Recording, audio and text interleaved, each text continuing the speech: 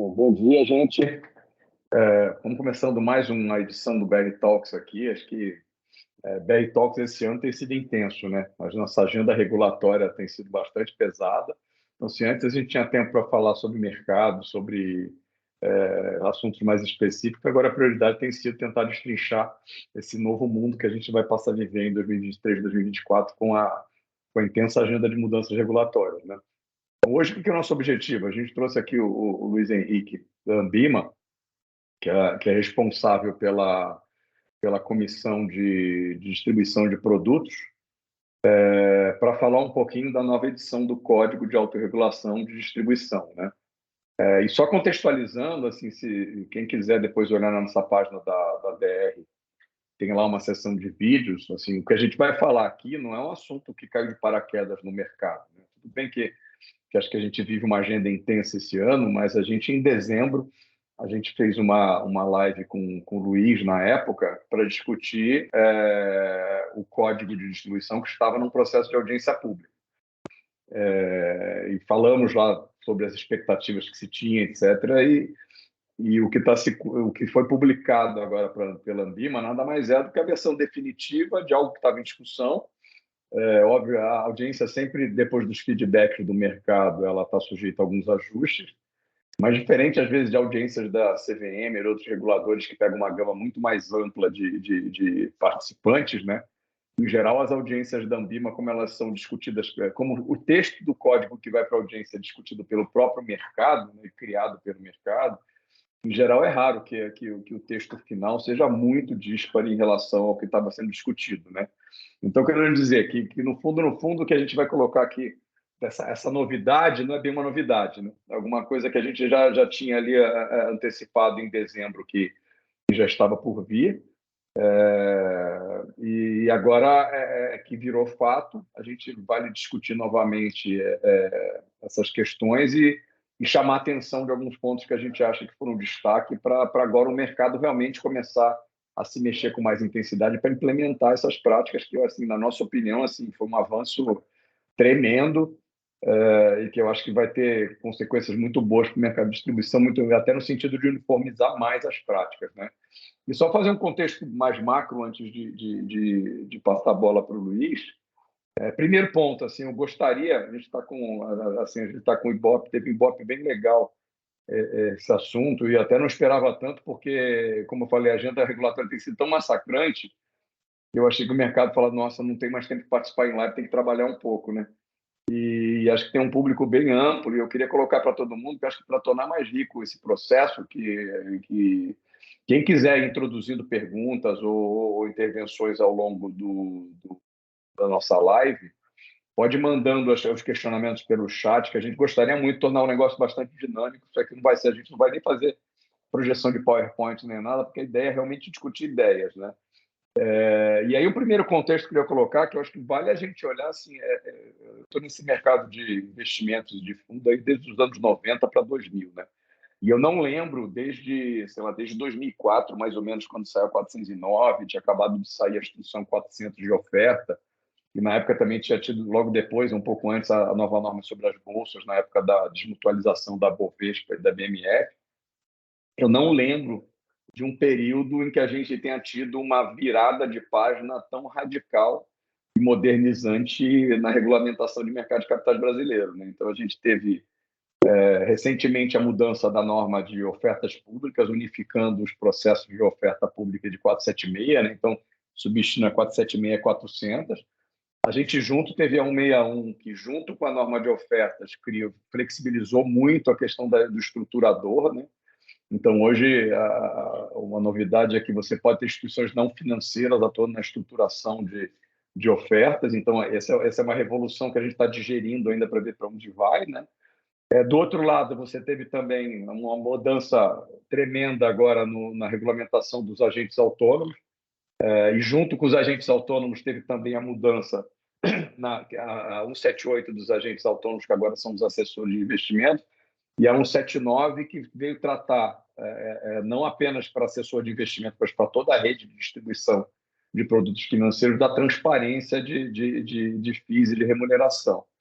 Junto com isso, a gente teve a mudança da norma de fundos, que é recente, que ainda está em discussão pelo mercado, que vai ser uma revolução que vai levar 2 anos para ser implementada. E ainda, se a gente voltar para trás, a gente teve também uma mudança bem radical que a Anbima implementou na virada do ano de 2022 para 2023, que foi a marcação a mercado de boa parte aí dos títulos privados e públicos nas carteiras dos investidores. E aí, como tudo na vida não é perfeito, essa mudança foi definida lá atrás, em 2022, mas com a implementação na virada do ano, num período que não foi um período tão feliz assim para marcação a mercado de ativos nas carteiras dos clientes. Então, acho que quando a gente junta assim, mudanças revolucionárias nos produtos, mudança na rede de distribuição, de uma flexibilização que vai modernizar o mercado de assessoria de investimento, maior transparência de precificação de ativo, que começa a mostrar melhor para o investidor, que antes o investidor às vezes podia estar andando numa Ferrari com o velocímetro quebrado, e agora ele começa a ver a velocidade que ele tá correndo. Nada mais adequado do que a gente está discutindo agora aqui, aprimoramento e suitability, né? Um mercado que vai ter mais flexibilidade nos players de distribuição, com o 78, que teve marcação a mercado, e que tem uma revolução na parte de produto, em oferta pública e em norma de fundos, acho que veio, assim, por mais que dê trabalho para o mercado, veio num bom momento um upgrade nas normas de distribuição, né? E aí, passando a bola para o Luiz Henrique, esse destaque que a gente faz, que eu acho que o processo foi muito bacana e a gente recomenda foco das instituições, é que 2 pontos que a gente achou fantásticos nesse novo código, na verdade 3, né? Primeiro, que eu acho que práticas que eram muito recomendadas e foram criadas lá atrás para a norma de suitability, agora está se estreitando o funil e elas não são mais recomendadas, elas são obrigatórias, né?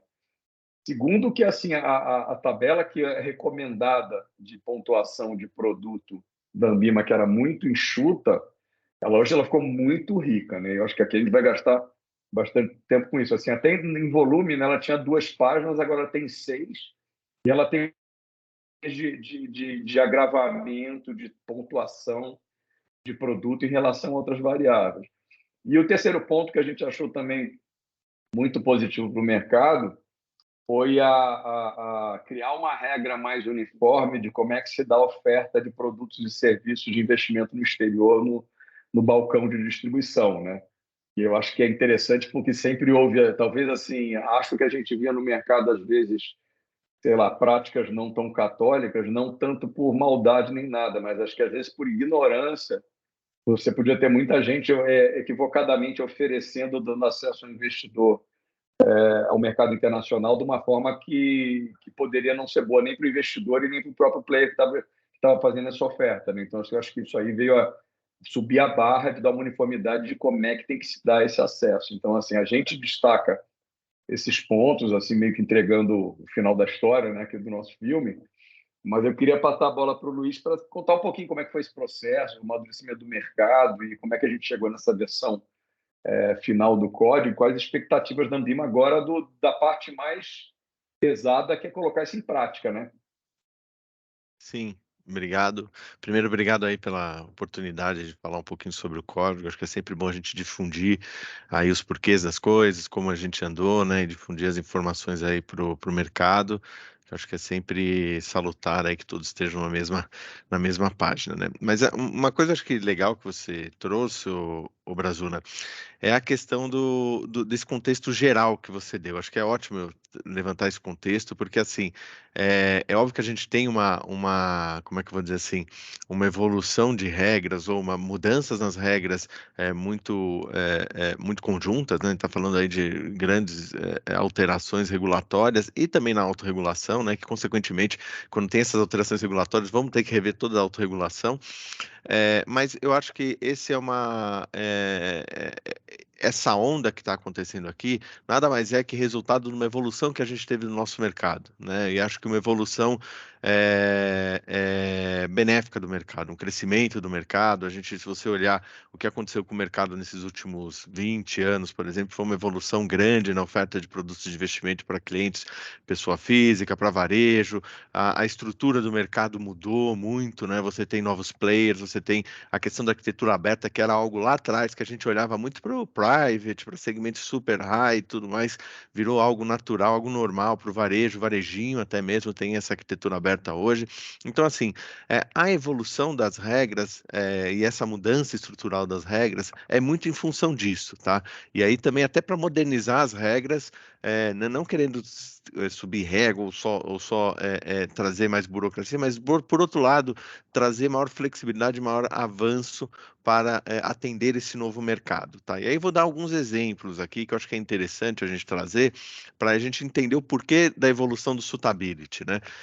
A gente aqui na associação a gente sempre teve uma discussão muito grande de fortalecer o suitability no objetivo de que esse fortalecimento do suitability abrisse portas para novos produtos para os clientes. Então, assim, o que seria isso, né? Seria eu dou maior responsabilização na oferta, na recomendação do produto, consequentemente, eu libero os produtos para todo e qualquer cliente. E se a gente olhar as regras da CVM ao longo do tempo, tem uma abertura grande de produtos para os clientes. Então, vou dar um exemplo: investimento no exterior, né? Fundo de investimento no exterior. Antes era só para qualificado, profissional e tudo mais. Agora, o fundo 100% de investimento exterior com a nova regra também cabe para o varejo, né? Então, assim, foram evoluções. Você tem o FDIC varejo também, que foi uma coisa que também é uma discussão aqui dentro da associação muito forte. Agora a gente está discutindo até FIP varejo. Então, assim, por que tudo isso, né? Porque a gente está abrindo esse leque para o investidor? Porque também, por outro lado, a gente está olhando a oferta desse produto, a gente está reforçando o suitability de forma que a segurança está ali naquele processo. Não é necessário você restringir o acesso do investidor aos produtos. E isso foi uma onda que a gente teve ao longo desses últimos anos, muito também em função do cenário, que a gente teve uma mudança de cenário grande aí na economia lá atrás, né, com a queda da taxa de juros, com uma taxa, a gente pegou um período aí de taxa de juros bem baixa, que também gerou uma discussão, e aí não só no Brasil, foi uma questão de taxa de juros baixas no mundo, né? E gerou uma discussão de, putz, olha, por que o regulador limita acesso de investidores a produtos com maior risco, sendo que esses produtos podem gerar um retorno melhor para o cliente, tá? Mas aí, por outro lado, o trade-off dessa abertura é também tem o outro lado, que tá bom, então vamos aumentar a transparência, vamos melhorar o processo de venda e tudo mais, e aí por isso que a gente tem essa evolução nas regras aqui, tanto da CVM quanto na Anbima, tá? Agora, voltando para o código de distribuição, trazendo aqui os temas, né, que você colocou aqui. O Suitability nada mais é o que fomentou essa discussão do suitability, de fato, foi essa necessidade que a gente viu de dar um fortalecimento para o suitability, né? Se a gente pegar alguns anos atrás, a gente estava fazendo diversas supervisões aqui com a regra atual, né? A regra anterior, né? Ou a regra que está vigente ainda hoje, e a gente verificou que, de fato, o mercado, ao deixar o mercado ou as instituições com a política de classificação dos produtos, a definição dela, tudo, você gerava muita discrepância, né, entre os players, né? Então, a gente tinha uma diferenciação muito grande de players aí no que se refere à classificação dos produtos. Então, o foco que a gente deu, grande evolução que a gente teve dentro dessa nova regra de suitability, de fato, foi a classificação dos produtos, ou seja, a gente trouxe a obrigação daquela tabela de recomendação que a gente colocava anteriormente dentro do código, a gente trouxe ela agora como obrigatória. E para trazer ela como obrigatória, a gente teve que rediscutir toda ela, porque de fato, quando ela era uma recomendação, ela era muito ampla, né? A gente falava produtos de renda fixa, aí dava uma quebradinha lá no duration um pouquinho, mas não tinha muita quebra, não tinha muita informação, né? E por quê? Porque ela era uma referência, né? Então era uma referência muito geral. Quando a E gente colocou ela. um ponto, você colocou esse negócio da avanço de produto, eu não sei de quanto que ela tá, de quando aquela tabela é, mas vamos chutar que ela deve ter uns Antiga. 5 anos.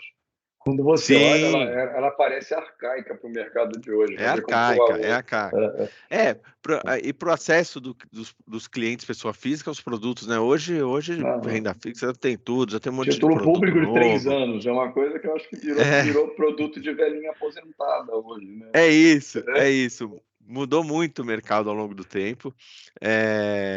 E de fato, até no relatório que vocês trouxeram, que é necessário sempre ter uma atualização, isso de fato a gente vai ter que ter aqui agora através dessa tabela, né? Tem que é olhar até um ela. parênteses, assim, até como recomendação, colocou uma É, coisa que eu acho que seria legal. A comissão podia pensar em montar um comitê técnico para que essa tabela seja revisada, sei lá, anualmente, semestralmente, né? sim, a gente vai ter que ter alguma Um atualização nesse organismo, sentido, né? sim. Sim, sim, a gente forma nesse sentido. E aí o que acontece, né? Aí com essa tabela, né, com a obrigação de ser uma tabela mínima, tá? A gente sempre ressalta isso, né? É o mínimo de pontuação que você tem que colocar para aqueles produtos. Com a obrigação dela ser seguida por todos, o que a gente teve que fazer? Teve que juntar todo o mercado, e aí, quando eu falo discussão aqui, quando a gente fala que junta todo o mercado, é todo o mercado mesmo, tá? Eu tive que pegar o pessoal de tesouraria para falar dos produtos de tesouraria, tive que chamar o pessoal de fundos para falar a classificação dos fundos, tivemos que chamar o pessoal de ofertas para falar dos produtos ofertados. Além disso, os distribuidores, administradores, etc. Todo mundo foi envolvido nessa discussão para estabelecer essa tabela, né? E aí, a partir dessa tabela, a nossa ideia é que aí, além dessa tabela que a gente saiu agora, a gente vai evoluindo ela, óbvio, pintando novos produtos ou vendo uma necessidade de algum tipo de movimentação, a gente vai discutindo isso com o mercado, tá? Mas ela se tornou, de fato, a tabela não mais de referência, mas uma tabela obrigatória para as instituições, tá? Eu entendo que ela vai ser algo que vai evoluir ao longo do tempo, mas ela ficaria também como obrigatória. Aí o que Então, só um acontece? parênteses, assim, só para comparar como é hoje, como é que vai ser. É, O código sempre falava assim, olha, se o Tabibs tem que criar lá, acho que perguntas para definir o perfil do investidor, e aí você que é o pode que tem na trabalhar. regulamentação, né? A gente já E aí a gente coloca elas recomenda que ali. ou você use lá o método do produto, que é definir que produtos são adequados para o investidor, ou seja, sei lá, o conservador não pode ter fundo de ação, só pode ter fundo até nota 3. E aí essa nota Isso, 3 poderia ser um padrão interno, ou a Ambima falava, olha, na parte de produto, que você pode usar tanto para o método do cliente quanto do portfólio, tem aqui uma tabela recomendada, mas faça como preferir.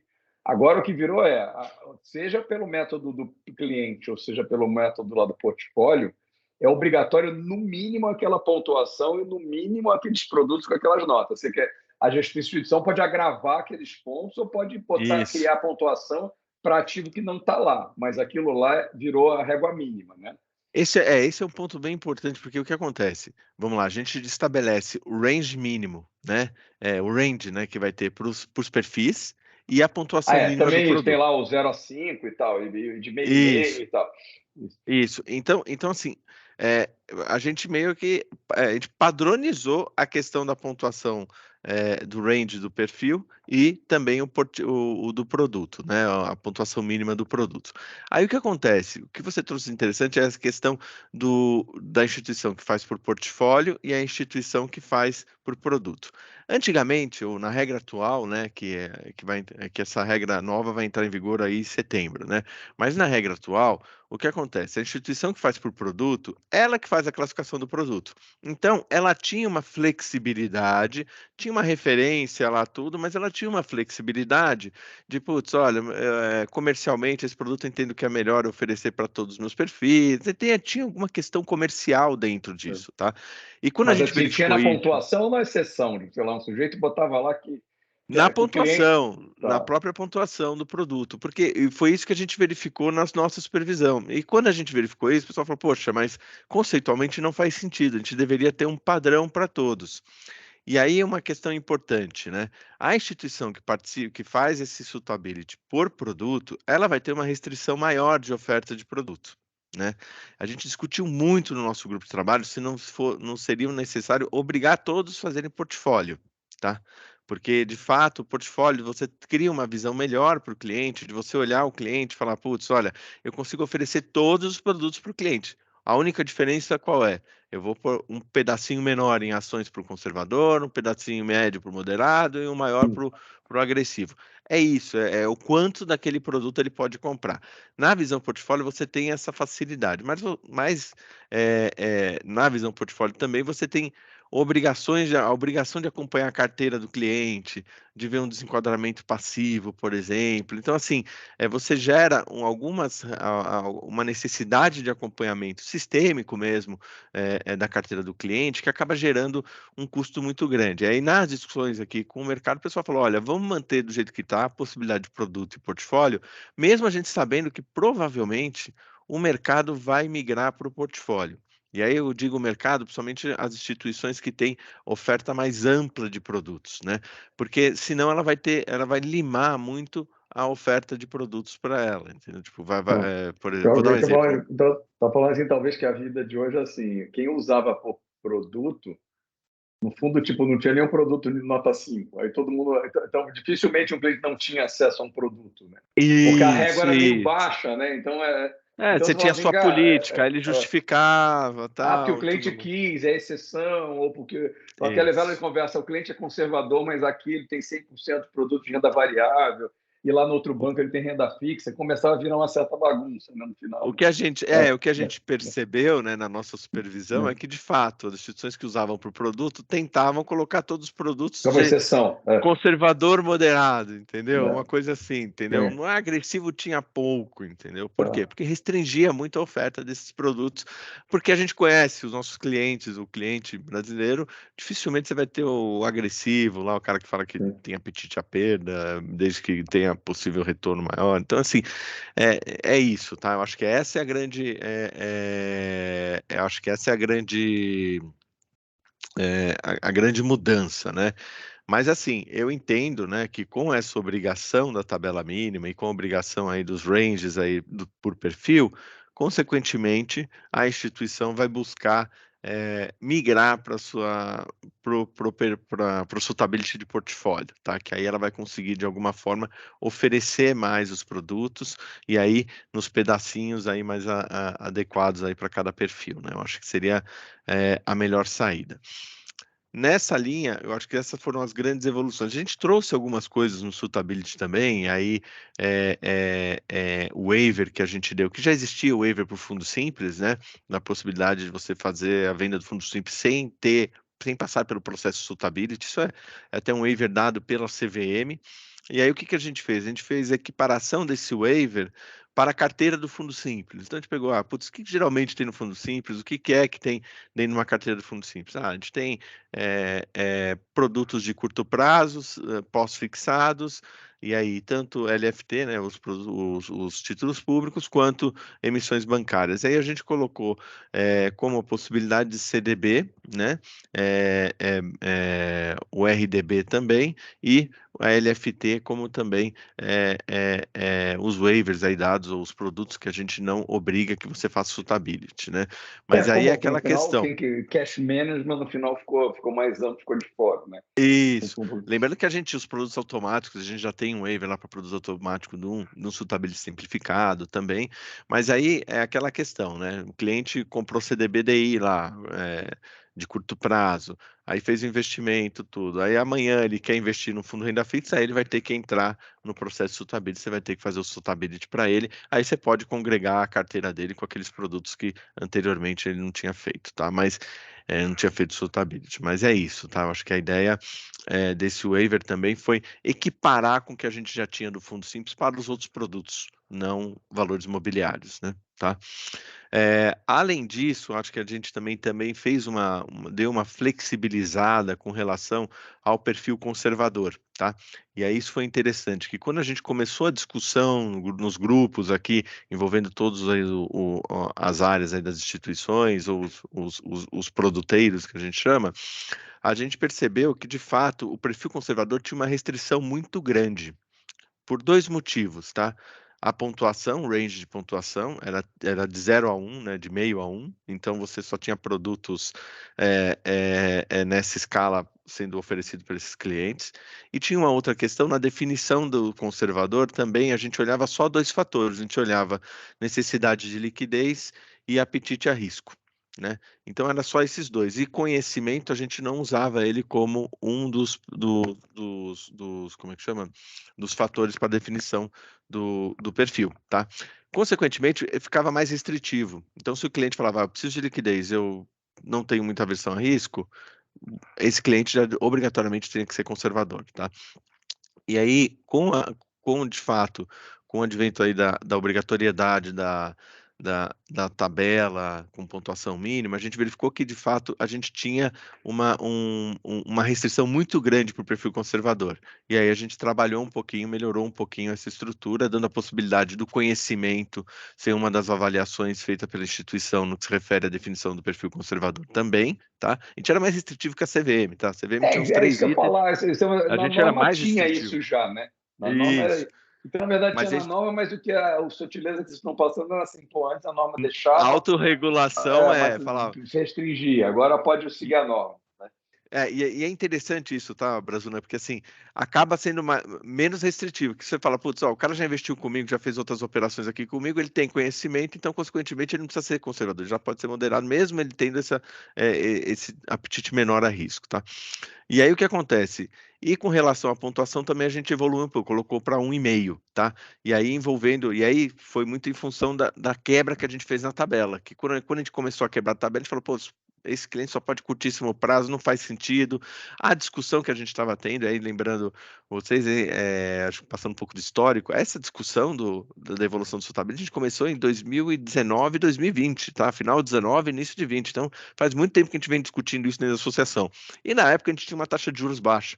E aí a gente olhava e falava, poxa, mas aí, a gente não vai oferecer mais nada para esse cliente, ele não vai ter retorno, ele não vai ter ganho. Então, assim, então a gente também flexibilizou um pouquinho essa pontuação, de forma que ele tenha acesso a produtos um pouquinho mais longos, tá? Para que aí tenha um retorno melhor ou tenha uma rentabilidade maior na carteira deles, tá? Mas é É que isso, acho que eu não tive uma sensibilidade, porque assim, eu vi que vocês subiram alguns pontos limites de investidor, mas como mudou a tabela de produto, não dá para ter um feeling muito claro. não Eu falei dá assim, pô, para ter o peraí, feeling. mudou os dois Isso, lados, eu não sei se mudou, porque aqui parece que subiu a nota máxima do investidor, mas como mudou os pontos de produtos, não dá para ter uma isso. ideia Eu não cheguei a fazer uma simulação para ver se o nível de risco aumentava, né? O Mas que vai parece que mudar alguns na pontos sim. prática, Né? né? Mas é assim, mas a questão é, o que a gente E colocou teve ali produto que subiu a barra também, né? Teve produto de renda fixa que é subiu a isso. pontuação. Não, e o que a gente colocou ali foi muita questão assim, putz, a gente olhou e falou, putz, com essa tabela que a gente definiu de risco para os produtos, legal, tabela mínima, o que o conservador vai acessar? Aí a gente começou a olhar e falar, poxa, mas ele não vai ter nenhum produto um pouquinho mais apimentado, ele não vai ter retorno, né? E aí a gente começou a olhar e falar, putz, de fato, temos que dar uma flexibilizada. Primeiro a gente definiu os produtos para depois olhar um pouquinho também os perfis para ver o que cabia para cada perfil, tá? Que aí a gente percebeu que a gente estava restringindo muito, e aí olhando toda a oferta de produtos que tem, estava restringindo muito o conservador, né? Então a gente decidiu aí dar uma flexibilizada nessa questão da pontuação. Outro ponto legal que a gente trouxe, que é uma atualização, na verdade, que a gente já estava no nosso radar há um bom tempo, tá? Era a questão da atualização dos perfis do cliente, a atualização do Suitability, tá? A gente está seguindo a linha da CVM mesmo, na regra deles. Antes a gente falava em 24 meses, a gente parecia ser mais restritivo, porque teve a mudança do cadastro lá dos clientes na CVM, e consequentemente eles fizeram também na alteração da resolução 30, na atualização, eles acabaram trazendo essa possibilidade do cadastro ser até 5 anos e o suitability também ser até 5 anos, né, a revisão do perfil do cliente. Então, a gente adotou isso também em linha com o que a regulamentação já tem. Óbvio que a instituição, dentro da política dela, ela vendo alguma alteração, alguma necessidade, ela pode atualizar aquele perfil de alguma forma, tá? Mas é isso, tá? Acho que são esses acho que os principais pontos para trazer aí do Suitability, tá? Mas foi uma discussão, assim, só para deixar claro para o público aqui, foi uma discussão muito longa que a gente teve com o mercado, e o grande objetivo, de fato, foi a padronização, buscar uma padronização melhor na oferta desses produtos, tirando um pouquinho as questões comerciais que eram colocadas dentro do Suitability, deixando o Suitability um pouco mais padronizado aí com o mercado, tá? Até falando sobre um pouco isso, antes de passar para os próximos pontos, Acho que assim, talvez, eu não sei se vai surgir essa mudança de tabela, eu acho que talvez ela vai favorecer você ter mais ferramentas de suitability no mercado, né? Acho que a galera de sistema de produto vai tender agora a oferecer realmente a ferramenta que te assim, olha, tá tudo pronto aqui, você faz o setup da tua recomendação de carteira e faz e pluga aqui, você faz o teu setup, mas eu rodo o teu suitability com mais facilidade. Acho que isso vai, talvez até acho que vai ter demanda um dia, talvez para alguém vai fazer uma ferramenta simples de suitability, alguma coisa assim, Sim, né? É, seria ótimo. E nessa questão do portfólio, né? Olhando o portfólio, que aí Isso, é é muito completo. melhor para as É, instituições, é completo para o cliente, né? O cliente olha ele, a instituição acaba olhando a carteira do cliente como um todo, e isso somados, né, ao que a gente tem discutido aqui no Open Finance, também vai ajudar muito, com certeza o Open Finance aí vai trazer uma visão mais ampla aí do cliente, tudo, da carteira dele, então vai ajudar muito a ter uma recomendação mais assertiva, mais adequada aí para o investidor. No final, é assim, a gente está melhorando a atividade de recomendação. É isso, né? Se a gente evoluir com tudo isso, a gente acaba aprimorando aí essa atividade. Ô, Luiz, uma sugestão, assim, antes de passar da parte do exterior, uma sugestão de uma pauta aí para vocês olharem interna, que eu acho que, eu não sei se chega em vocês, mas para a gente é uma confusão comum. E quando eu falo assim, confusão comum, que às vezes eu me confundo, a gente confunde discussão interna, e pior ainda quando envolve nosso cliente, seja o nosso cliente gestor, Sim, assessor de investimento, plataforma e tal. O que eu acho que é um ponto, e agora está numa época que está propícia para isso, o que eu acho que é uma discussão que tem a ver com esse assunto de suitability, que ainda é confusa no mercado. Você tem lá, suitability é a obrigação do distribuidor, mas ao mesmo isso. tempo, assim, por exemplo, o negócio de carteira administrada e de gestão de patrimônio, que é um bicho de gestão, não é um bicho de distribuição, tem crescido, e Discricionário. lá, tanto na norma quanto no código, você lá fala quando você vai fazer carteira administrada ou gestão de patrimônio, para você definir o mandato que você tem que ter investidor, você tem que fazer lá a análise do perfil do investidor. E a forma como você é meio regulado na Ambima, recomendado pela CVM, gera uma mega confusão. Assim, a análise do perfil do investidor, para muita gente é suitability, até porque antes a CVM não chamava suitability de suitability, porque ela não usava a palavra em inglês, né? Eu nem Sim, lembro o termo da nova. Então, assim, uma sensação que. E aí você pega agora essa época do ano, que tem lá laudo de suitability, tem o laudo de gestor de patrimônio, tem que mandar para a Ambima. Eu não sei, a nossa sensação é que assim, tem uma mega confusão entre essas coisas, porque elas são muito parecidas, né? Ou seja, para você definir então, um mandato de uma carteira, você tem que fazer uma análise de perfil que é parecido com o processo de suitability. Mas pode ser diferente, pode ser simplesmente definir limite de um mandato de uma carteira e ponto, né? E aí essa carteira entra dentro do processo de suitability da instituição que faz a distribuição desse cara. Se tem um fundo exclusivo, gera mais confusão. Então, não sei, talvez uma sim. pauta que vai ter que discutir é que são coisas parecidas, mas nos códigos e na norma elas são diferentes.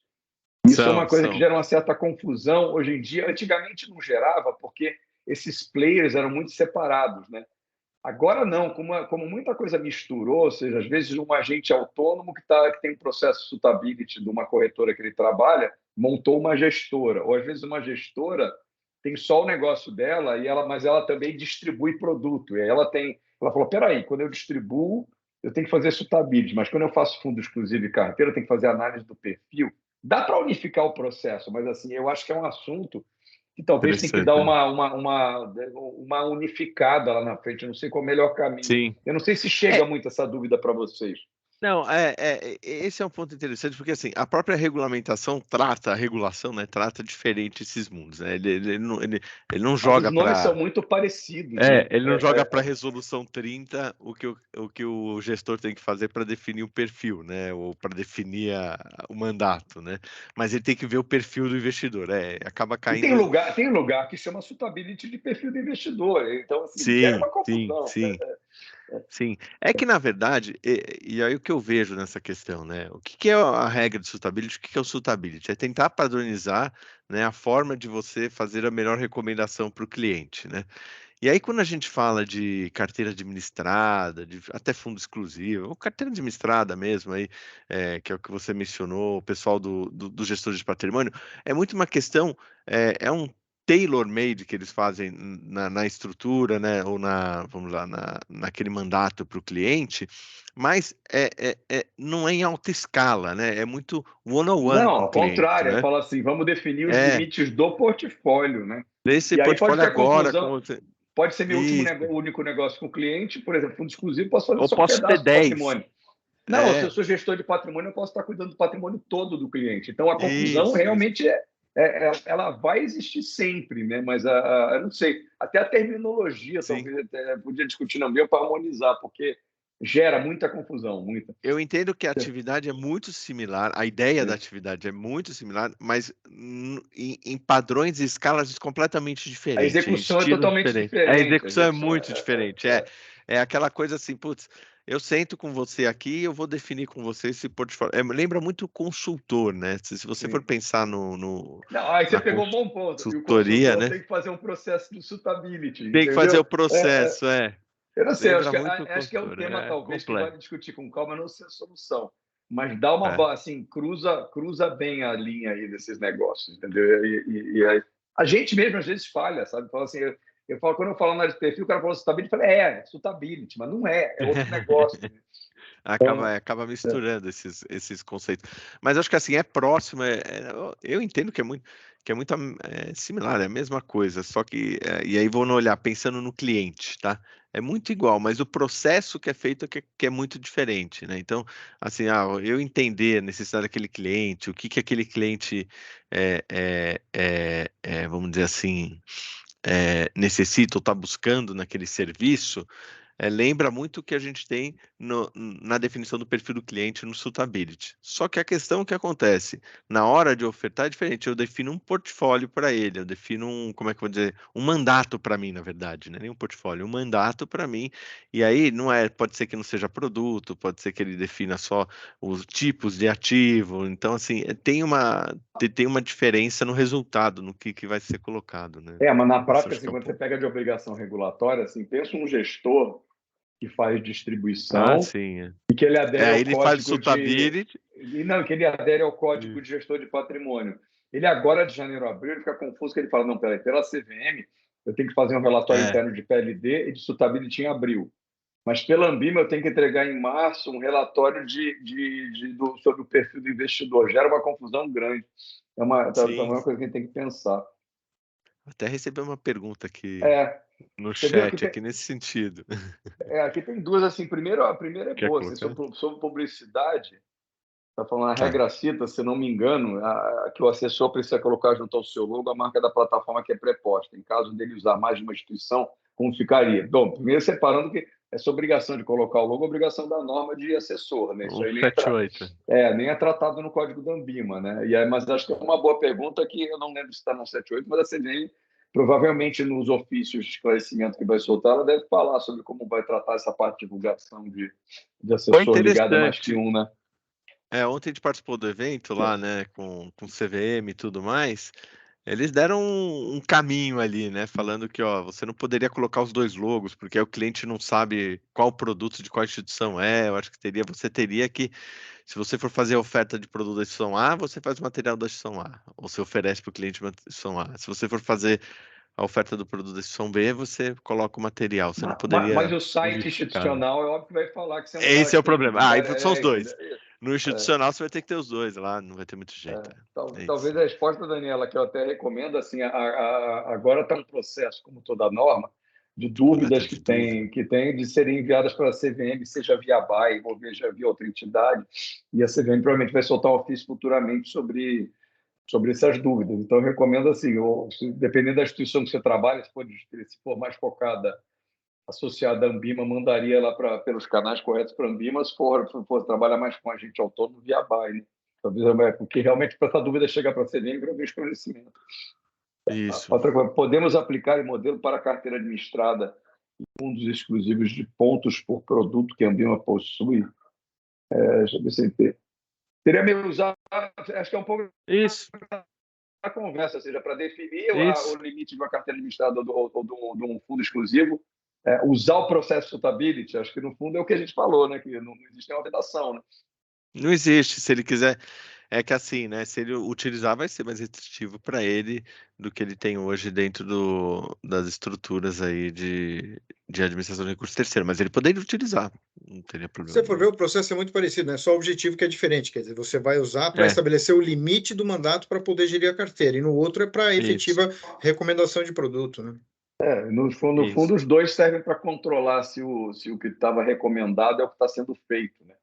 Então, É, e é adequado ao cliente, né? É isso. Eu acho que assim, esse ser adequado ao cliente no mundo de carteira administrada é que assim, depende muito do negócio que a gente está tratando, né? E isso. acho que isso a gente tem que tomar muito cuidado, porque se a gente começa a criar regra muito específica para esse público de carteira administrada, tem negócios muito distintos. Vou Sim. dar um exemplo. Se você for falar, putz, de uma estrutura que o cara oferece carteira administrada na corretora, na distribuidora, para amplo, para o público em geral.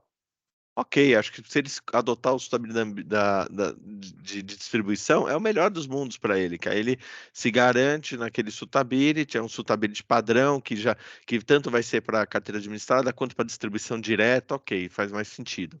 Agora vamos pegar um gestor de patrimônio, que é o que a gente estava comentando aqui, que faz diversas carteiras administradas, fundos exclusivos com seus clientes, e ele tem lá a fortuna do cliente dele consolidada dentro da instituição dele. Além de ter gestão de carteiras, ele consolida toda a fortuna do cliente em diversas instituições. Ele pode fechar um mandato com aquele cliente, não Um focado nessa pedaço no risco, pontuação, né? num pedaço que ele olha o É. todo do cliente. Talvez esse gestor de patrimônio já faça o que a gente está querendo, que está esperando que aconteça com o Open Finance, né? De uma consolidação das carteiras dos clientes, não importa a instituição que ele esteja, e aí olhando todo o patrimônio dele. Como ele olha assim, de fato, se eu colocar alguma restrição conforme tem na tabela ali, ele vai falar, putz, mas não vai caber para o suitability desse cliente, mas espera aí, eu estou olhando só o percentual de risco desse cliente, não estou oferecendo só, ou estou definindo o mandato de risco desse cliente, né? Eu sei que ele tem, numa outra instituição lá, que eu consolido aqui, o mandato de ativos de baixo risco. Então, Renda variável esse é renda mandato de risco. fixa. Agora, quem Isso, quiser fazer uma oferta, sei lá, carteiras conservadoras, moderadas e agressivas e casada, eu acho que fica talvez muito preciso, né? Porque às vezes o sim. mandado de carteira administrada ele é um pouco mais amplo, né? Aqui, como se carimba produto por produto, fica com menos margem, né, de oscilação, né? A Sim, carteira, às vezes, era um pouco mais tailor-made. é um pouco mais tailor-made. E no lado da distribuição, quando a gente tiver Open Finance, provavelmente a gente vai poder fazer esse tipo de avaliação na hora de ofertar o produto, entendeu? Se o cliente abrir as posições dele, e tudo, ele pode, numa corretora, chegar e falar, ó, aqui é só minha parte de risco, ó, mas abrir minhas posições aqui nos bancos que eu tenho, consequentemente, você vai conseguir fazer uma consolidação e uma oferta mais assertiva aí no que se refere à parte de risco, entendeu? Então, até economia para Mas, o mercado pode ser, sei lá, daqui a 10 anos, se o Open Finance estiver rodando direito, mudar a regra e falar que tem que ter que o investidor tem que escolher uma instituição para fazer o suitability, né? E ele é, consolide o resto. e ele consolida. Pode ser uma alternativa. Eu acho que vai ser evoluções. Eu acho que o Open Finance, a ideia é que ele continue evoluindo, tá? E aí eu acho que as instituições, tanto na questão da governança, lá e o Banco Central também, deve puxar essas evoluções. Aí eu acho que não sei se a gente Acho que passa Luiz. para outro tema, que senão a gente vai Não, ultrapassar vamos para o muito o outro pelo horário. seguinte: eu tenho Vamos umas pro duas outro. perguntas na manga aqui sobre esse Claro, negócio de claro, pode produto falar. e tal. Não, não, mas quero deixar essas para o final, que essas são mais polêmicas. Então vamos Tá falar do bom. resto. E aí, o outro tema que o Brazuna trouxe aqui, de fato, que a gente está trazendo dentro do código, é a oferta de intermediação no exterior, né? Esse tema foi também um tema bem discutido aqui dentro da associação, a partir do voto lá, o do entendimento aí publicado pela CVM com relação à possibilidade de você, intermediário no Brasil, né, ofertar um intermediário no exterior a partir de algumas regras que eles estabelecem lá no voto deles, a gente iniciou uma discussão dentro da associação para trazer esse tema para a autorregulação. Qual o objetivo de a gente trazer para a autorregulação? Tá? Esse foi muito uma questão de vamos padronizar o entendimento do mercado sobre este voto, né, sobre esse posicionamento da CVM e vamos criar uma regra padronizada aí para o mercado para que a gente não tenha entendimentos diversos e possíveis aí futuros aí problemas com o regulador, né? Então, nesse sentido, a gente também fez uma discussão aqui de um ano e meio internamente. A gente até contratou um escritório que nos auxiliou aí nesse trabalho. E esse trabalho focou muito no que a CVM já tinha definido aí como pré-requisitos para a oferta dessa intermediação no exterior, tá? E eu acho que o que a gente tem que colocar aqui como conceitos básicos aqui nessa atividade é que essa atividade o que está aberto, né, para ser feito. É você, como intermediário no Brasil, poder oferecer o serviço de intermediação no exterior, desde que você tenha uma parceria com essa instituição no exterior e que você seja o gatekeeper desta oferta. Né? Eu acho que essa é a grande questão, tá? A CVM, quando ela traz aqueles requisitos, o entendimento nosso é que ela quer que a gente seja, ou que a instituição nacional no Brasil seja o gatekeeper, porque ela não tem jurisprudência, ela não consegue atuar no intermediário no exterior, e ela, caso tenha alguma reclamação, alguma questão, ela vai direto no intermediário no Brasil. Por isso que a gente trouxe, destrinchou mais essa questão desta relação, né, deixando claro que o intermediário no Brasil, que é o responsável pela oferta de intermediação no exterior, o intermediário no Brasil tem que conhecer aquele cliente que ele está oferecendo, então ele tem que virar cliente dele, aquele cliente que vai abrir a conta na instituição no exterior. Então, tem uma questão contratual de que você tem que, com o intermediário no exterior, deixar claro que os clientes que vierem, que brasileiros, serão dessa oferta, então terão que passar aqui por mim para ir para lá, tá? Então, assim, é uma questão difícil, tá? É uma área muito cinza aí, existe Não, muita e questão, uma muito. formalização dessa relação com o intermediário lá de fora, né? Então, o processo de Ele tem que ter essa seleção. É, formalização, isso. Que isso foi uma discussão assim grande que a gente teve aqui, tá, Brazuna? Que começou aquela questão de, putz, mas como é que eu vou controlar se o cliente for direto lá na instituição e tudo mais? Mas aí o que a gente chegou na conclusão? Falou, é difícil, é um controle difícil, tudo, mas contratualmente você tem que definir isso com o seu intermediário, com sua parceria. Essa sua parceria tem que ser nesta linha, de que o cliente passe aqui. Por que o cliente tem que passar aqui? Porque é, primeiro, você é o gatekeeper dessa relação, né, para o regulador nacional. Segundo, você tem que oferecer, você tem que ver se aquele cliente teria o perfil para aquela oferta do intermediário da atividade no exterior. Isso foi uma discussão grande que a gente teve. Como é que eu faço o suitability de um serviço?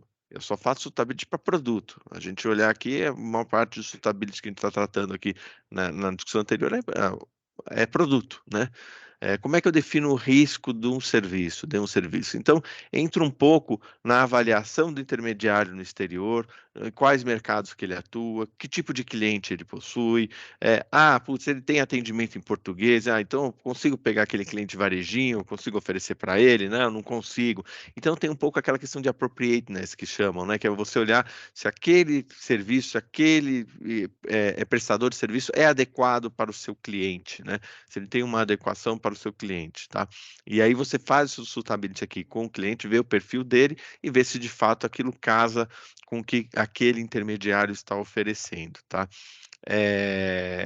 O que a gente tem visto no mercado, né? Existem estruturas que são estruturas dentro de casa, que é mais simples, né? Essa questão dessa mas relação. Luísa, mas até te falar esse ponto da segurança, até eu, pô, eu já trabalhei em instituição estrangeira em private, não, assim, até quando você está na instituição, tudo bem, que está aí 10 anos desse negócio, mas até dentro das instituições estrangeiras, assim, nem sempre as dúvidas todas são sanadas, sabe? Exatamente o que você colocou, Sim, falou, então, uma coisa assim, tudo bem, um cliente me pede uma recomendação de investimento no exterior, eu faço a ponte com a minha matriz, né? Mas às vezes tem um cliente que já foi abrir conta direto lá, e aí depois esse cara lá fora me oferece aqui. Então sempre foi uma relação que acho que nos grandes bancos sempre foi muito clara, mas não foi completo. totalmente clara, sabe? Eu acho que assim, isso para mim foi muito bom. E aí, óbvio que já teve um pouco a gente liberdade de interpretação nós aqui. Isso aí foi uma decorrência boa do caso da Evenus de alguns anos atrás, que suscitou um pouco a volta essa discussão de como oferecer, vamos dizer assim, o serviço de alocação lá fora. E eu acho que foi muito bom se cristalizar agora um manual efetivo, falou assim, ó, tem que se fazer exatamente Isso. desse jeito. Acho que nem as instituições estrangeiras tinham certeza que todas elas faziam iguais entre si, as instituições com presença no Brasil, né? Sim, sim. É, Esse tema de investimento no exterior sempre foi difícil aqui, né, no nosso país, né? A discussão desse tema tem questões de Banco Central, questões CVM também. ficção tinha uma certa dúvida, né? Falando, nossa, eu tenho Tinha certeza que o faz o Tinha certo. muita parecer dúvida. de orientação 33, aquele Tinha que os não pareceres de deixava, viu, o orientação. cara vir direto aqui. E aí o que acontecia, né? Grande parte fazia a consultoria, né? Eles faziam consultoria para o investimento lá fora. Com esse, com essa, Era mais com inseguro essa, falar assim, vamos fazer um advisor. Não estou nem entrando nas questões de isso, remuneração entre os canais. Estou falando mais assim, não, o cara ter certeza se a forma que ele estava dando acesso ao cliente, à matriz dele lá fora, ele não tinha. Quem tinha muita certeza tinha 95% de certeza, né? Era um pouco. era isso mesmo. E agora acho que com esse esclarecimento da CVM, aí com a gente colocando isso em autorregulação, acho que de fato essa porta se abriu de um modo diferente, né? Dessa questão da oferta do intermediário no exterior através dessa parceria.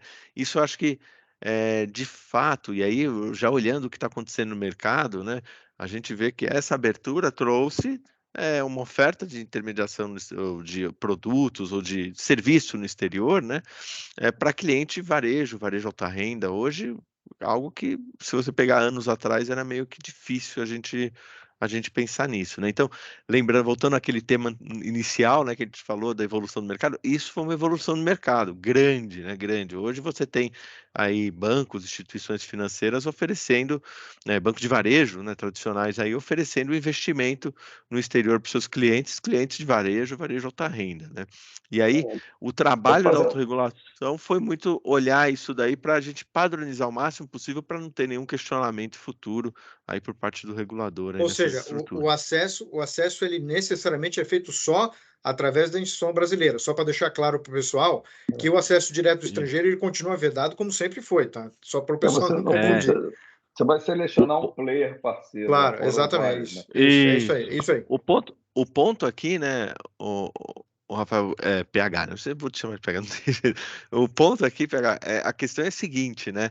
É, ele deu a possibilidade de você fazer uma oferta ampla, desde que passe por você. É isso, tá? Desde que sempre passe por você. Ah, putz, sempre pode existir o pastinha, aquela coisa que é difícil de você. Até o regulador já deixou claro que é difícil, não tem como você bater nisso, né? Supervisionar isso. Mas o que pode acontecer? Pode acontecer de, putz, você pode ter um site falando, olha, tem esse intermediário no exterior, tudo. Não, você não pode. Uma oferta em português, falando da sua corretora lá em Nova York, você não pode fazer isso, entendeu? Você só poderia fazer caso você tivesse um intermediário no Brasil que se responsabiliza por essa oferta, que fizesse a sua Não, para oferta em seu direcionar. nome, oferecendo e passando por ele, entendeu? Essa é a questão. É, Deu a possibilidade de ofertar amplamente, que é sim, algo acho que que e não. você sabe que eu acho que é um risco, assim, a gente já deparou com situações assim, e talvez assim, isso pode ajudar, por exemplo, assessor de investimento, o antigo agente autônomo, ele é de responsabilidade da corretora do banco que o contrata, né? Ele tem que fazer aquela oferta de produto e serviço. A gente até deparou com um caso de cliente, falar assim, olha, tive um problema porque o assessor me oferecia uma estrutura offshore lá fora, e você via que não era uma estrutura que vinha via corretora, era um cara que ele recebia um feed referral lá fora, aí essa estrutura deu problema, e o cliente falou assim, você tem um advogado de offshore para me indicar, porque então eu tenho que o cara lá falou que você está oferecendo me devolver metade do dinheiro e é bom aproveitar que o cara lá fora está quebrado, talvez não receba nem metade.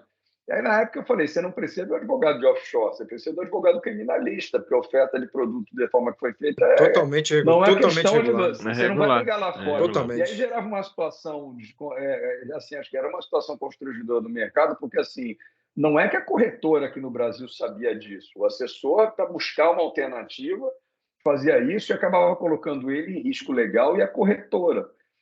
E hoje o que a gente vê é que essas estruturas avançaram e as principais corretoras e bancos que atuam com a gente autônomo já oferecem essa estrutura, Já, em geral, própria. Né? Em geral, ainda sim. prevalece a própria operação offshore desses players. Né? Talvez essa pressão maior de mercado de alternativa e a natureza até desses caras de buscarem plataforma aberta e tal, talvez no futuro isso possa favorecer que plataformas e bancos trabalhem com a gente autônomo, oferecendo diversas alternativas de instituições em que eles trabalham lá fora, né? Acho que pode ser Sim, uma sim. tendência, né? Pode ser uma tendência, ele pode abrir outras alternativas além da estrutura dele, né? E vai depender muito do cliente, né? Talvez, se você for pensar, os assessores de investimento evoluindo, né? Tendo aí clientes que, como já existe hoje, né? Você tem assessores focados no segmento mais ultra high e tudo. Poxa, a corretora pode chegar e falar, putz, ó, já que a gente tem esse tipo de cliente, eu abri uma estrutura lá mais para varejo, mas ó, essa E eu tenho mais estrutura dois ultra parceiros lá high, fora. tenho Isso. dois parceiros, entendeu? Que já são mais, tem um conhecimento maior nesse lado aí de fazer estruturas offshore, etc, né? Então, assim, eu acho que essa como é que eu vou dizer assim? Acho que essa evolução a gente pode ver dentro do mercado tranquilamente, né? Eu acho que, de fato, é algo que pode acontecer. E tem estruturas hoje, instituições que estão partindo mais para parceria, outras estão, vou abrir um negócio lá fora, né? Então a gente tem visto isso também no mercado, né? Mas acho que a uniformização vai ser importante, porque eu acho que tinha gente aqui que corria risco sem Isso. saber. Assim, eu estou nem falando do investidor, assim, o sujeito que criava essa estrutura, ele não sabia que ele falou, cara, o teu risco, assim, se der pau Você é nessa estrutura lá responsável. fora, você pode ir para cadeia aqui, não é nem processo CDR, Criminal, né? criminal, criminal. Você Então, vai acho que ter problema aqui, é isso aí. exato. Agora, o Henrique É está isso aí. perguntando aqui se eu tenho um fundo exclusivo pela 175, eu tenho que exibir uma taxa de distribuição, portanto, tenho um distribuidor. Eu preciso necessariamente ter um distribuidor? Acho que aqui é um ponto nem do código, né? Na verdade, assim, produto financeiro precisa se distribuir, ter um distribuidor oficialmente, É, né? Não tem como. é, A carteira não é um produto de distribuição, porque ele é uma prestação de sim, serviço, né? Agora, o fundo ele precisa ter um distribuidor contratado, isso não tem jeito. tem que ter um distribuidor Ou, contratado. ou, o Pode, pró- ou o próprio gestor, né? pode ser o Ou o próprio próprio gestor, mas gestor. aí ele tem que se habilitar e ter a estrutura de controle, né? Pode ser Isso. simplificado. Esse é um tema interessante do É. Henrique aí, porque o que acontece? Isso a gente discutiu lá atrás, muito tempo atrás, aqui na Ambima, que era essa questão, né? Putz, precisa ter distribuidor para fundo restrito, fundo exclusivo, que é o gestor de patrimônio, precisava ter a figura do distribuidor. E aí isso gerou uma grande discussão aqui que resultou no quê? Na CVM falando, tá bom, gestor, se você quiser, você distribui seu produto. Ela deu essa saída, né? Falou, gestor, ó, você também pode se figurar como distribuidor, desde que você siga E esses comprar tudo. requisitos aqui. Agora, um requisito que eu acho que assim recomendo o Henrique explorar, fala assim, para virar distribuidora infernal. Mas assim, não se for criativo. Assim, a gente já viu casos, assim, a Ambima entende bem, a CVM também, que o processo de suitability no fundo exclusivo pode ser muito simplificado, né? Não faz sentido criar um suitability para classificar o cara em 5 perfis. O que a gente já viu algumas instituições que são monoproduto ou monosserviço é um suitability que dá um diagnóstico melhor se o cliente é ou não elegível aquele serviço, né? Então porque não faz muito sentido eu criar um suitability que recomenda uma carteira conservadora, moderada e agressiva, sendo que eu ofereço um fundo exclusivo, né? Eu não ofereço vários produtos. Então acho que a engenharia está em você montar um processo de suitability que meio que dê como resposta se o cliente é elegível ou não àquilo, né? Sim, aí vamos lá, se você for É, monoproduto, no é. final ou você precisa pegar o Pode termo ou com não ele, ou pode, você não né? precisa, né? É isso, né? Exato. No fim é isso, ó, ou você ó, não pode, ó, não é adequado ao seu perfil, você aceita, quer pegar o Não, termo ou não não? faz, não, ele é agressivo, eu recomendo uma Ou, pizza que tenha é, 20% em ações e 20% é o meu fundo de ações que eu é, gerencio para você, não faz sentido, né? é isso. E existe, seria essas duas alternativas que ele teria, né? Existe uma discussão aí, e de fato, no Suitability, é obrigado para a recomendação do produto, tá?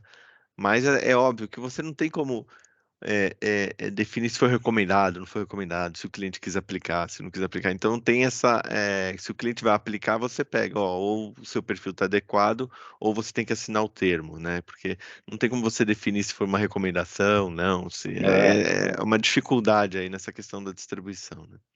Agora, Luiz, eu não sei se você tem outros pontos, mas assim, as duas coisas que eu queria Claro. colocar mais polêmica aqui, assim, tem outros aprimoramentos no código, mas acho que os pontos que a gente está destacando são legais. Duas coisas que eu acho que, assim, uma agenda que eu não sei como é que está na comissão de distribuição, mas que são coisas recentes aí que eu acho que movimentaram o mercado e acho que trazem polêmica. Assim, a questão de, assim, é uma coisa que eu senti isso quando eu estava na distribuição em private, né?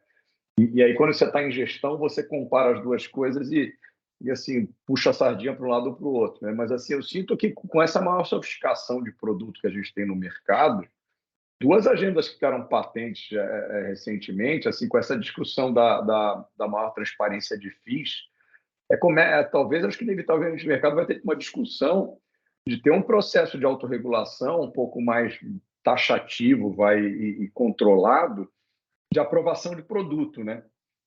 Isso.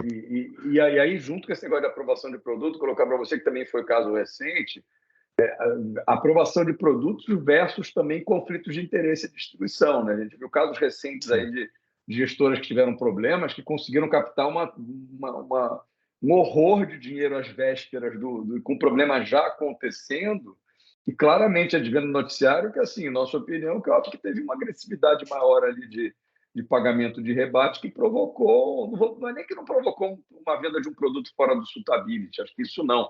Acho que a instituição também deve ter enquadrado o suitability, mas talvez provocou a venda de um produto que era um carro meio capotado ali naquele momento, mas claramente um conflito de remuneração gera, às vezes, um comportamento meio nocivo, né? Então, assim, como é que vocês têm visto essa agenda aí de aprovação de produto e de apertar o conflito no longo prazo? Aí? Esse é um tema interessante. Até saiu reportagem em jornal sobre o tema, né?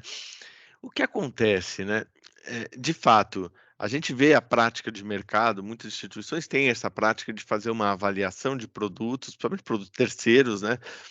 Para trazer dentro da sua plataforma ou dentro da sua oferta geral, né? Antes de colocar, você faria essas avaliações, né? O que acontece? Hoje, pelo código, tem lá, você tem as linhas gerais de você ter boa-fé, ser probo lá, tudo. Então, daria um exemplo da instituição saber dos problemas e estar oferecendo, porque você poderia até olhar alguma forma nesse sentido, né? De Mas questionar. é muito genérico. Mas é muito ainda. genérico, não dá para você, por exemplo, punir. Mas a grande dificuldade que eu entendo, tá, dessa discussão, a gente deve trazer essa discussão para cá em função desses casos que aconteceram, esses episódios.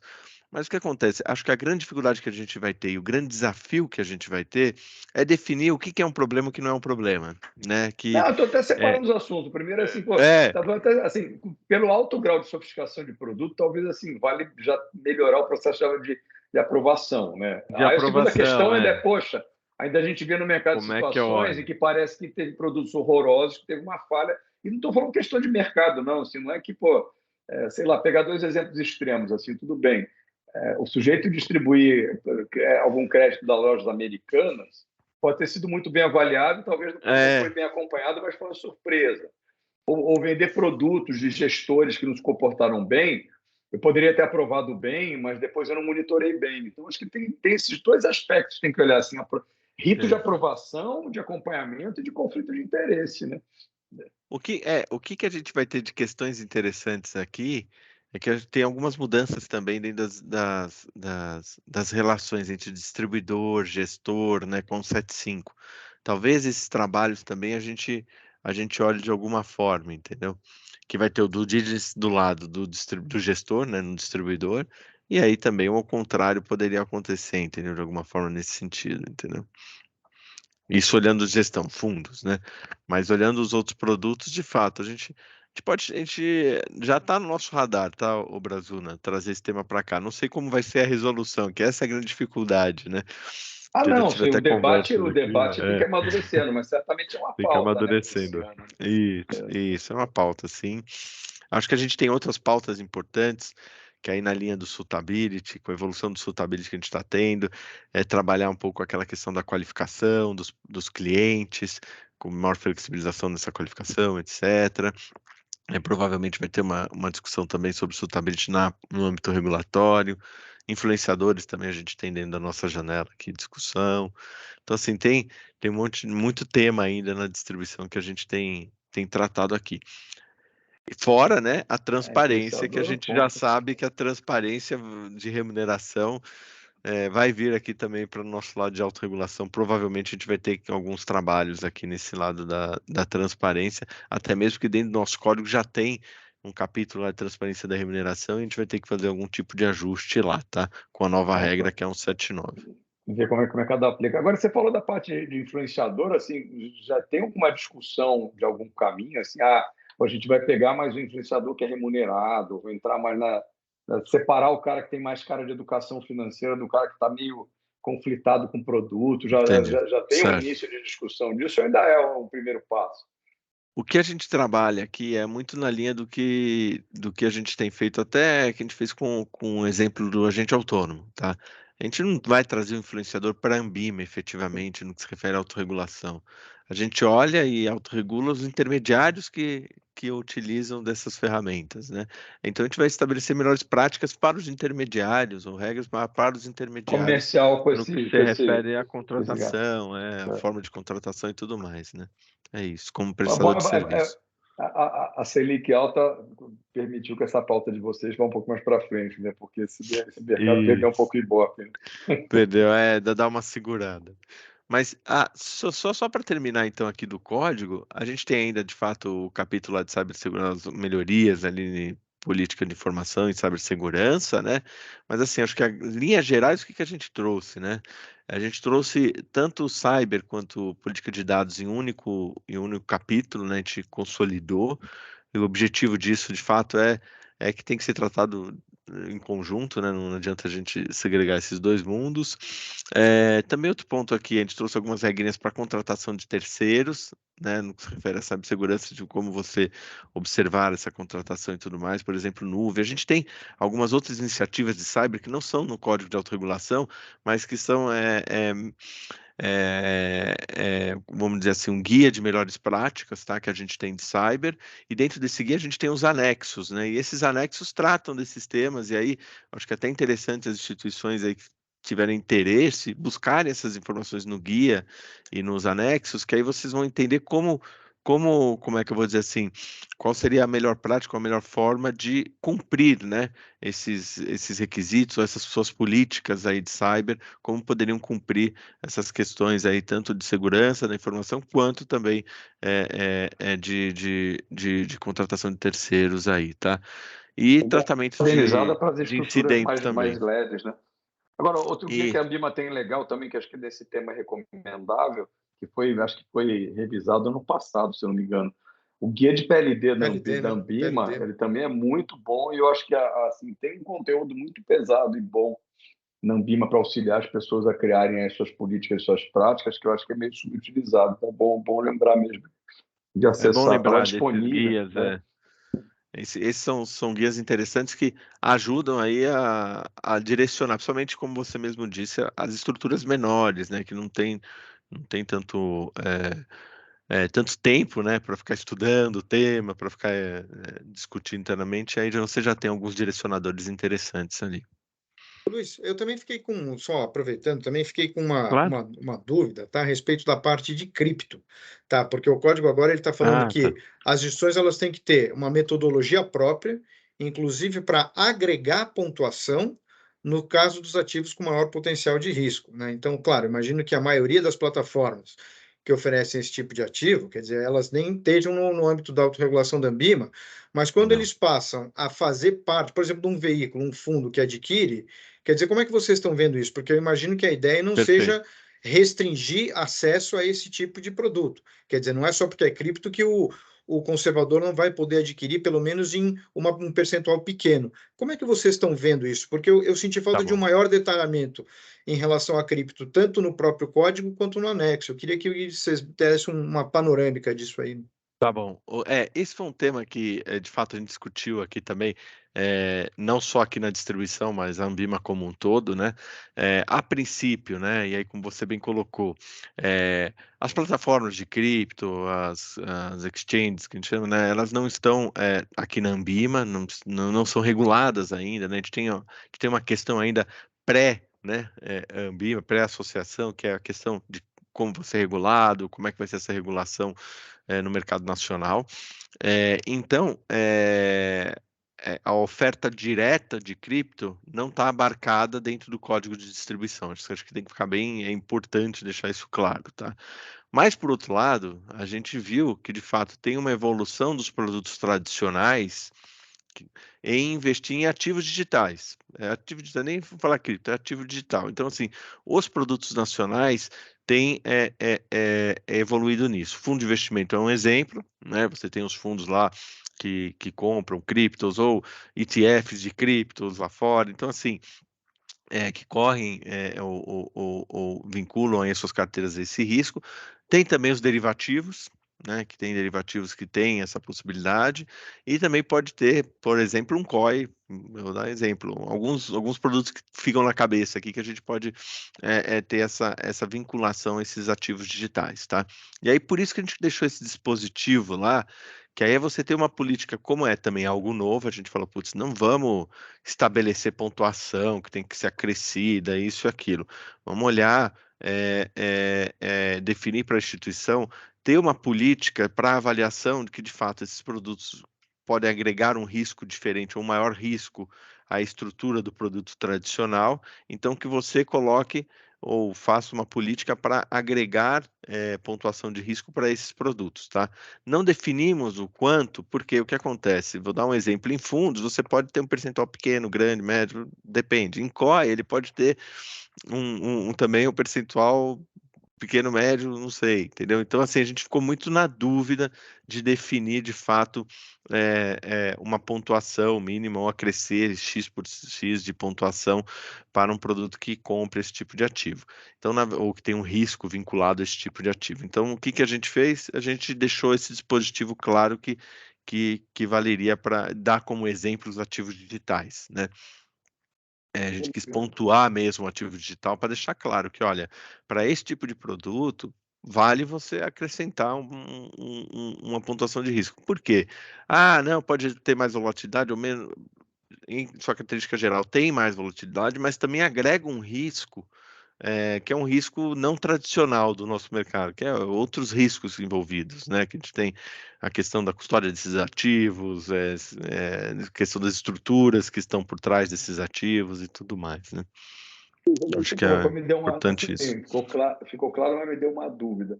Assim, Tá. eu não tinha pensado nesse aspecto, mas então, no fundo, você está falando, olha, dentro da oferta de distribuição tradicional de produto financeiro, como já tem alguns produtos financeiros que emulam cripto, seja lá, como você falou, um fundo, pegar um exemplo lá, o fundo da Hashdex é um ETF de cripto, mas que ele ainda não usa a regra nova da CVM, da 175, que ainda não está valendo, mas ele consegue, operando lá fora, fazer cripto indiretamente. Isso. E outros produtos todos que você falou acabam operando indiretamente para gerar o risco cripto, vai.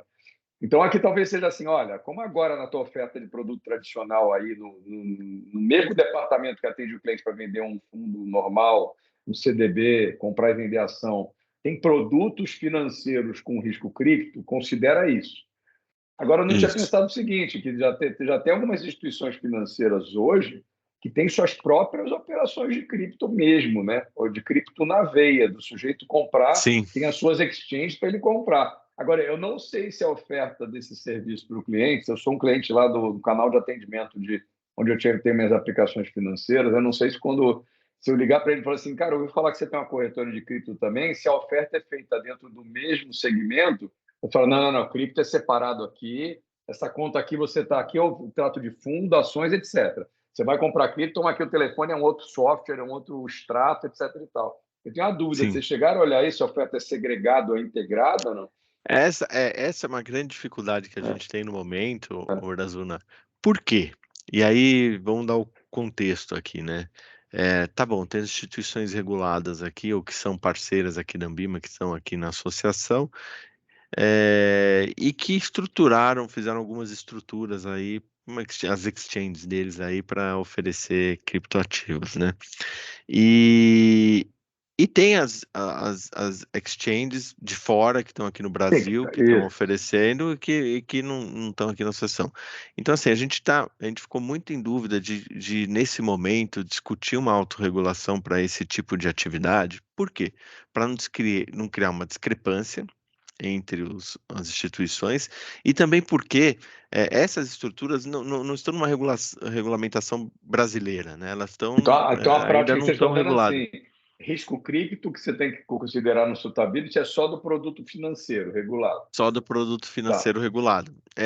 Até ter base Sim, nisso. O que a gente tem aqui dentro da associação que a gente está Agora, ele trazendo pode, aí? se ele oferece de forma integrada, ele vai falar assim, eu vou ser mais conservador e né, meu cliente é cliente da corretora Seria uma que ótima compra prática fundo deles. e também da exchange. Eu vou fazer uma conta do cliente global, né? Vai de cada um, mas vai estar indo além da obrigação. Né? Um exemplo interessante, e aí dentro das nossas discussões aqui, previdência. Previdência não está no código de distribuição. Mas as instituições, muitas delas adotam o suitability também para previdência. O suitability que ela faz para o cliente, ela faz para a previdência também. CDB também, né? No fundo, vocês excluíram porque o CDB também é Banco Central, né? Então...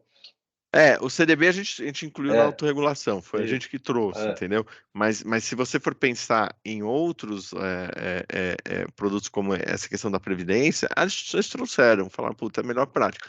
Pode ser uma melhor prática dele falar, putz, ó, já que eu faço suitability do cliente, deixa eu olhar se e eu tenho essa possibilidade ou uma parceria com instituição lá fora, aonde eu oferto diretamente criptomoeda, seria interessante ele olhar e falar, putz, ó, isso aqui cabe para esse, isso aqui não cabe para esse, e tudo mais. No fundo, o que Até vai apitar é o que torna o processo menos infernal para a instituição, né?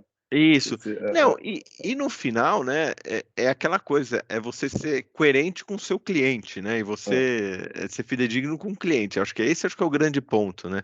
No fim, tudo que a gente discute aqui é para melhorar a recomendação, a oferta do produto para o cliente, né? Então, assim, eu entendo que o que valeria aí, eu acho que o foco maior seria nisso daí, de você olhar o cliente como um todo e não falar, não, putz, como eu não tenho obrigação aqui, eu posso oferecer o que for, e aí, putz, aí você pode quebrar esse relacionamento com o seu cliente, ter algum problema com ele, né? É isso. Maravilha. Tá botando um ponto aqui, a pergunta do Henrique ali, até para deixar um negócio claro, só voltando um pouco, o negócio que ele falou da taxa de distribuição, tem que lembrar uma coisa que é o seguinte, tem duas relações que a gente tem que olhar. O gestor de fundo que está vendendo o fundo exclusivo para o cliente, isso tem uma relação de distribuição. Agora, tem uma coisa que a do 75 facilitou, que é o seguinte, um fundo o exclusivo, quando ele compra a cota de outros fundos, ele vira um cliente desse outro fundo, né? E sempre houve uma burocracia, uma discussão grande, falou assim, não, peraí, esse fundo que vai pagar rebate para o fundo exclusivo tem que ter um contrato de distribuição. Isso a CVM facilitou, não 75, e de que assim, o fundo que está comprando exclusivo como comprador de cota de um outro fundo, e essa relação aqui está dispensada das formalidades do contrato de distribuição quando for pagar o rebate de um fundo para o outro, né? Agora, voltando para o assunto, bom, Luiz, acho que conseguimos pegar uma agenda extensa, aí já tem tamanho 1 hora e pouco. A ideia era fazer 40 minutos, mas estamos 1 hora e meia, né? Sempre vai mais. Então, acho tá bom. Porra, obrigado pela tua participação de novo. Eu acho que assim, tá certo que falta abraço, abraço no mercado, mas eu acho que realmente a gente está em 2023 com frontes bem avançados aí na parte de produto e serviço. E como a gente falou em dezembro, ali a agenda longa que vocês têm aí, acho que essa foi o primeiro golaço aqui da Anbima Distribuição 2023, porque assim, a gente realmente acha que trouxe uma luz boa, porque existe uma dificuldade grande das instituições pequenas em estabelecer um processo de suitability. A gente vê, quando a gente monta uma gestora, ou mesmo um consultor de valores imobiliários que não está na Anbima, mas a gente acaba copiando o mesmo padrão, existe uma discussão inicial que é criar essa matriz de ponto e classificar ponto de produto. E isso acho que vai ser um avanço muito grande para o mercado ter uma tabela única. Quando você tem uma instituição financeira grande, que tem uma área grande para fazer isso aí, uma área de risco que vai conseguir fazer uma matriz ali, é muito fácil, né? Mas às vezes, para um cliente pequeno, ele acaba não fazendo um arroz com feijão bem feito, né? E agora acho que ficou legal. E te dá assim, um último ponto que eu queria colocar só para meio na despedida. O que a Agenda 2023 é de forma 5 minutos? O que você destaca que a gente além da implementação disso tudo, o que são os grandes pontos que vocês estão discutindo para 2023 aí na pauta de distribuição? Na pauta de distribuição, que a gente tem grandes temas aqui, é a transparência, porque a transparência, apesar de ter saído ao 79, a gente fala, já saiu a regra, isso, aquilo, a gente vai ter que avançar talvez com uma padronização de como vai ser essa transparência, a questão de produtos... Acompanhar a implementação, então, dessa agenda toda aí. Acompanhar a implementação do 79, Aí, outro lado importante que a gente vai ter, essa questão do suitability no que se refere no âmbito regulatório com qualificação do investidor, é um tema grande, tá? Que a gente vai ter aqui com o CVM. Dentro desses temas, e a questão do influenciador também, que a gente, de alguma forma, a gente deve evoluir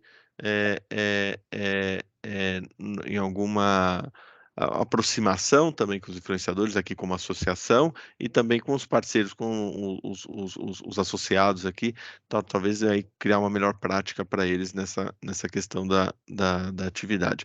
Óbvio que intermediação no exterior, na atividade do influenciador, né?